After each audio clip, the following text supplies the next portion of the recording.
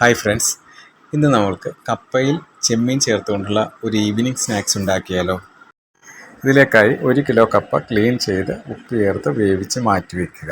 ശേഷം ഒരു പാനെടുത്ത് അതിനകത്തേക്ക് അല്പം വെളിച്ചെണ്ണ ഒഴിച്ച് കടുക് പൊട്ടിച്ച് വേപ്പിലയും ഇട്ടതിന് ശേഷം ഉള്ളിയും മുളകും കൂടി ഇട്ട് ഒന്ന് വഴറ്റുക. അതിനകത്തേക്ക് അല്പം മഞ്ഞൾപ്പൊടിയും കൂടി ചേർത്ത് കൊടുക്കുക.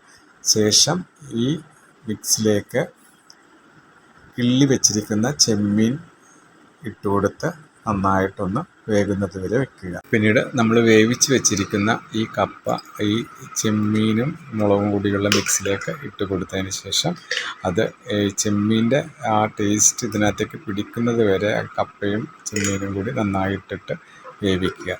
അതിനകത്ത് വെള്ളം ആവശ്യമുണ്ടെങ്കിൽ വെള്ളവും ഉപ്പും ഒക്കെ ആവശ്യമുണ്ടെങ്കിൽ ഇട്ട് കൊടുക്കുക. അതിനുശേഷം അല്പം വേപ്പിലയും പച്ച വെളിച്ചെണ്ണയും ചേർത്ത് ഇറക്കി കഴിഞ്ഞാൽ ഒരു അടിപൊളി കപ്പ റെഡി.